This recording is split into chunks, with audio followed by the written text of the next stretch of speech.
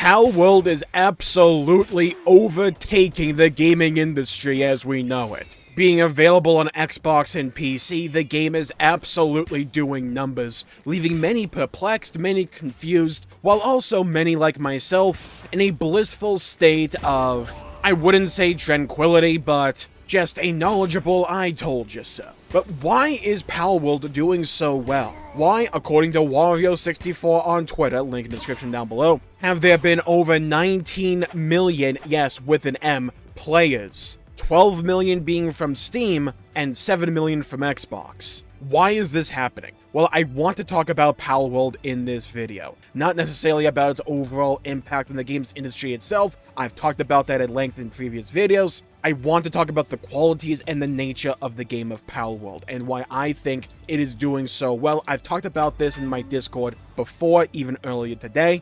So let's make a video rounding it all up. So what is Palworld? It is essentially Breath of the Wild mixed with Pokemon. And in a lot of ways, that is kind of the game formula. But it also has some base building and construction to go inside with that. It's like a mishmash of a few different genres and games crammed together. Now, while the biggest popular comparison is Pokemon because of all the PAL designs, honestly, it doesn't really play like Pokemon. It only plays like it in terms of, you go find a PAL in the open world, you beat it down senseless to reduce its HP, you throw a PAL sphere, quote unquote, and it has a % chance to capture the Pokemon / PAL, and then job done. Oh, and you have like a bank of PALs that you can draw upon, right? But it is not turn-based combat, it is real-time action. You have sliding, you have jumping, you have crouching, you have regular attacks, you can have attacks utilizing your pals themselves, you can summon your pals to fight alongside you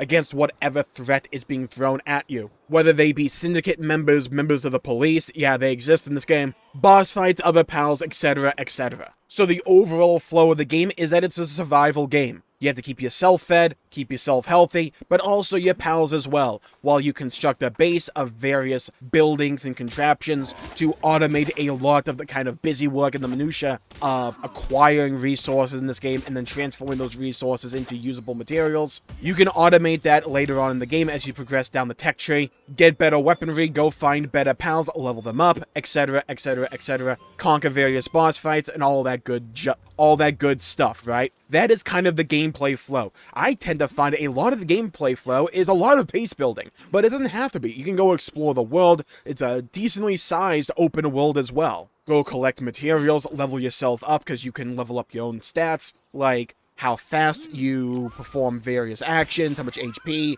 attack you do, etc, etc, how much weight can you carry. And funnily enough, I don't tend to use the pals for I don't use them for combat in this game all that much. I use them mainly for automation and to collect resources and to just manage my base overall. And I'm still relatively early on in the game, but I just have this incessant pull, like this voice in the back of my head telling me to play more Palworld because it's genuinely fun. And I also find the game to be quite relaxing as well. It has that calming aura of these like open world survival-esque games where you're just building up your base, managing your pals and all that. And I even have it set up now where I have berry farms, I have like little ranches for my pals to like eggs and to shear the wool. I have my other pals collecting most of these resources and then putting them into the actual pal feeder so that all my pals that are working on my base can go there to eat. So I don't really have to do anything in that regard. They do a large part of that for me naturally and natively. The AI in this game is shockingly good.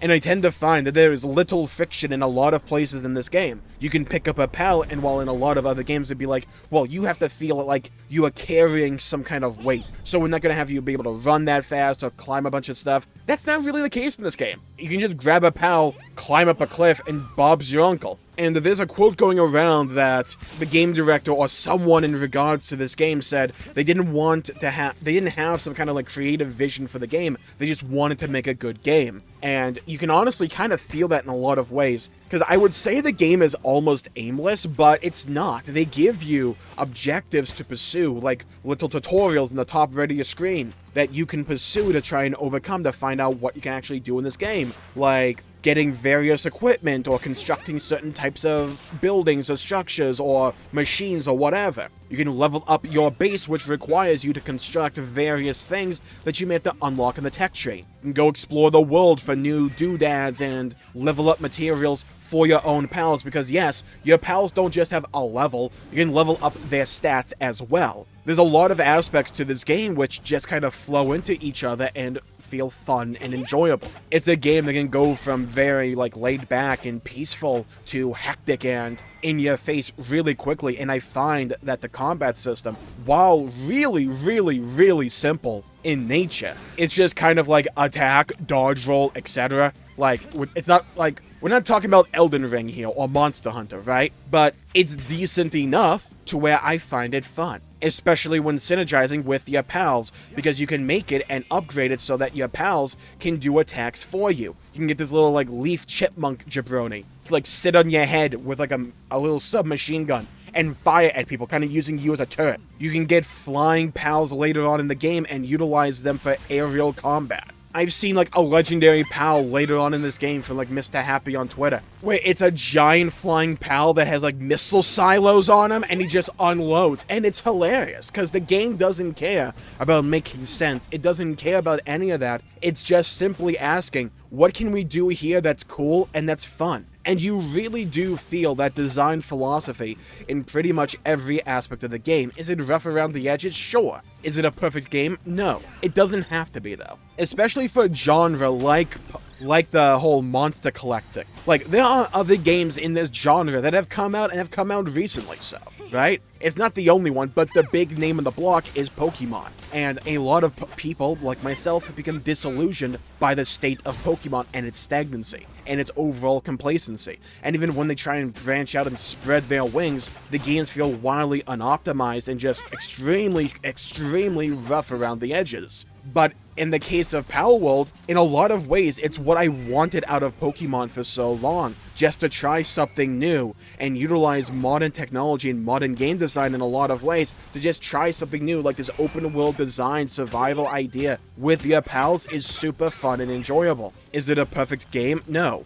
Will have overt amounts of longevity? That depends upon what they add down the line. This is still an early access release. This isn't even a final release, and this many people have gravitated towards Palworld already. It's only priced at $30. And it's on sale right now. So it's not like one of these other games that are full priced. $60 to $70, let alone, is a lot of money for a lot of people. $30 is way more manageable and also way more accessible just overall. It's less of an initial investment just to check out what's going on. Hell, it's on Game Pass as well. I'm playing this on PC Game Pass myself. It's just the game from top to bottom feels like it's designed to have as little friction in it as humanly possible. And honestly, that's a breath of fresh air for a lot of modern video game design that feels like they have to try and add these annoying qualities or these features needlessly just so it can make sense. It doesn't need to make sense. There are chipmunks with submachine guns and giant flying birds with missile silos on them. We don't need this to make a whole lot of sense here. It's Palworld. Make a game that is enjoyable and fun first and foremost, and you can see that's also reasonably priced, and you can see how many people have flocked to it.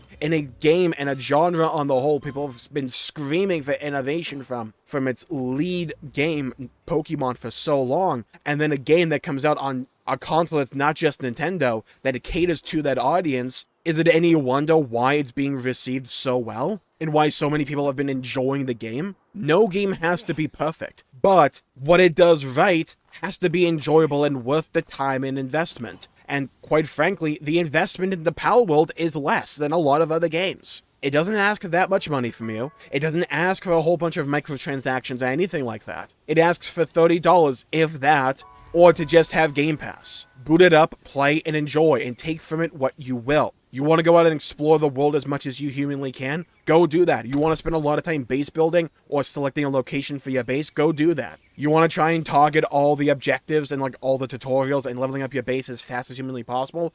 Go do that. It's non-linear in that way, in that regard. You want to go tackle all the boss fights? Go do that. Want to level up all your pals? Go do that. It's not a perfect game, but it's a working formula. And it's a formula that people clearly believe in and that can be improved on and iterated on in the future. And that's the thing here. The potential future for Palworld is extraordinary. There's so much room to grow and to prosper for this game. And as we see more and more games try and break away core aspects of the gameplay experience, to be sold back to you piecemeal, or to be bundled into even higher priced versions of the game, like Infinite Wealth, like a Dragon Infinite Wealth, that's the name. Putting New Game Plus only in the Deluxe Edition and the Ultimate Edition of the game. Like all these other games having microtransactions or battle passes or whatever, Palworld just doesn't have that. It asks for a reasonably priced $30 for an early access game and gives you a gameplay loop that a lot of people love because in a lot of ways it's some version of Pokemon and Breath of the Wild that is enjoyable, is coming out at a time right before all the big releases of 2024 and all the big news cycles start to rev up for the year. It came out at the perfect time on platforms that are woefully underutilized for this genre and for well-known entries in this genre, let me be clear about that, and for a genre where a lot of people have been disillusioned. And then you have a game that comes out that seemingly listens to a lot of critique that people have had for this genre for so long and just tries to be fun and enjoyable. You want to capture a person with a pal sphere? Why not? You can do that. Does the game can't? No. It just throws up a brief blurb when you capture the human that says, yeah, normally in this location, people catching people with pal spheres is kind of viewed to be unethical, but really who cares? It's Palworld. Heck, I caught one of the syndicate members using a pal sphere. He works for me now. Paid vacation. Vacation in general. Get out of here. Dude, I got ingots to make. And honestly, Palworld's seeming allegiance to not caring about what you think or what the internet thinks is pretty refreshing and just fun. It seems like at every opportunity, the game just thinks, okay, well, what's fun and what's enjoyable? How can we make this game feel just fun, wacky, or goofy, and to fit? Because if you don't like how long it takes to create things, you can just toggle that stuff in the menu for the game's world. Yeah, you can do that in the main menu, by the way, before you log into your world. It might be before you create the world. You can toggle a bunch of settings to tailor-make the game to your preferences. And every step of the way, the game seemingly asks itself, how can we make this game better for you? More enjoyable, more wacky, more silly, more fun. To where every time you log into Palworld and you try and do something happens that's memorable, that sticks in your mind, that's fun and enjoyable. Whether it be raids on your base,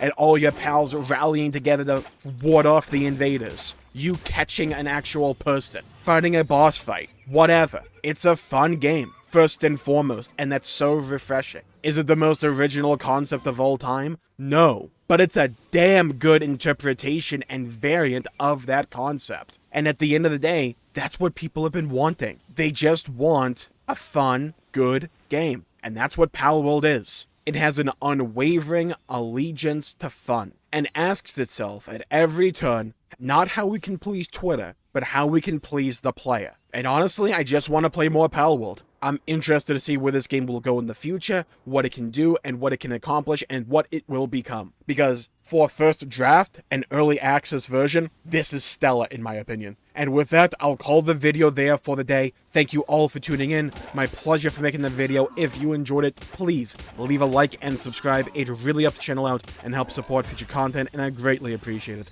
Stay safe, have a great day, go play some video games if you can, and as always, I'll see you all next time. Bye-bye, everybody, until we meet again.